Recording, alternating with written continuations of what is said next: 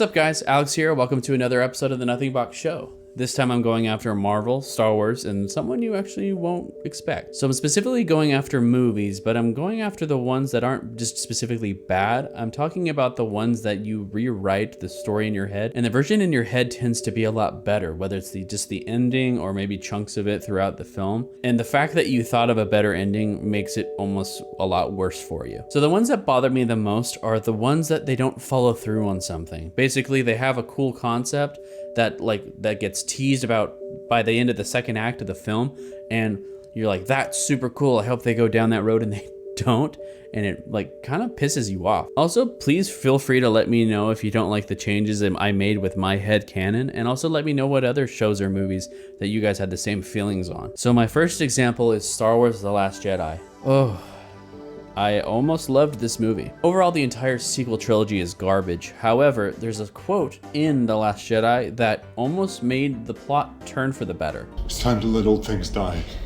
Do it! I actually got really excited when I heard Kylo Ren say that. So when it came to the take my hand kind of moment with the let the past die, kill it if you have to, I was kind of in my head saying, yes, please do it. Have something different happen, something gutsy, because it's so boring these days. But by the end of the film, just kidding, the Jedi are Jedi and the Sith are Sith. I think that Rey should have taken Kylo's hand, and it could have been some sort of scenario where it could have been even Jedi and Sith versus Rey and Kylo. And by the time the third film wrapped up, you could have Rey and Kylo resolve things with the Jedi, because Jedi are still the good guys, and then take down the Sith together.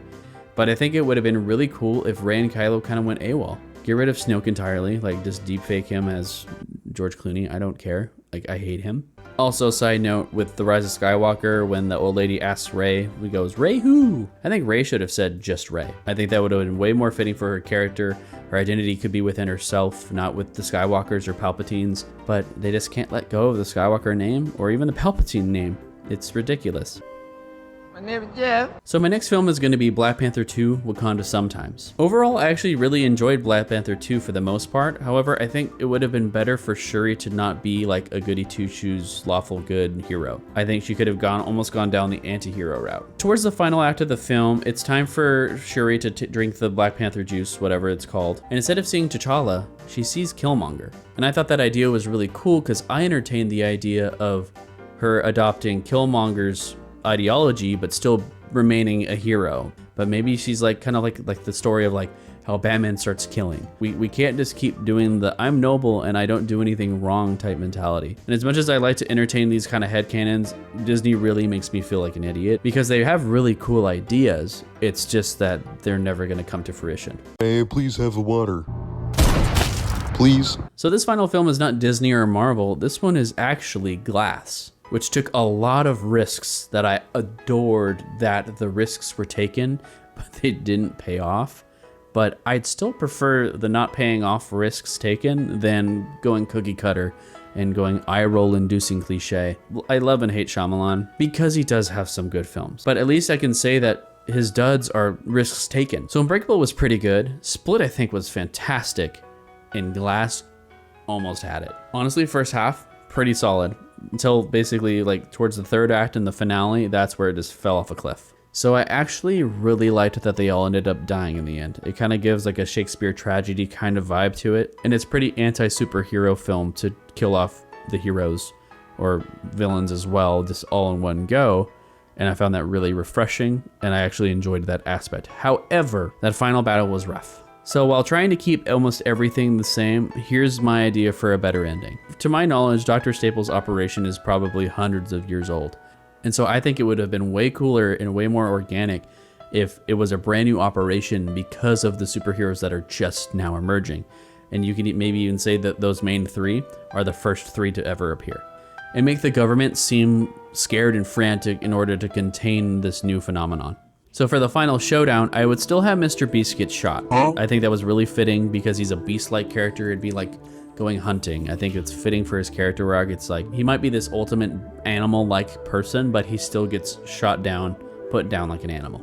I think that was very fitting. I also liked how Mr. Beast crushed Elijah Price. However, I think that should have killed him outright, like abruptly and kind of anticlimactically. Kind of like it doesn't matter how smart you are in the world, someone who's bigger and stronger than you will take you out. It's kind of like almost like an evolutionary thing. I know I'm a Christian and I just said the evolution word. For David Dunn's character, it was the worst of the bunch because I felt like his water weakness was pretty not well conveyed on film. I know that I've looked it up and it's like he gets weak just being like exposed to water, but how do you hydrate, my guy? I always felt like the water should have just turned him back into a regular person, if it was anything. So like you could even argue like maybe he has to stay severely dehydrated to keep his strength. And so he's already kind of like on the fence on keeping his strength and kind of almost dying. But if he gets exposed to water, he just becomes a regular guy and you can take him out that way. So if Shyamalan still wanted to drown him, you just gotta just drown him like a man. Make the puddle death way more brutal and kind of hard to watch. It just felt like he just set him down and kind of like, okay, die please. And maybe also even imply that he was way more injured from fighting Mr. Beast, and so he couldn't use his full strength even if it was still available. And finally, maybe imply that his strength is only external. So maybe like open his mouth and fire hose him. I don't know. Give him a coffee enema. Finally, with what I wrote down with that, kill him with a neti pot. I think that'd be fantastic. And I wrote, Alex, just wrap it up, lol. Basically, I hope you guys enjoyed my ideas. Let me know what you guys think. What are your headcanons for films? Let me know what you guys think. So I'll see you guys next time. Stay #blessed.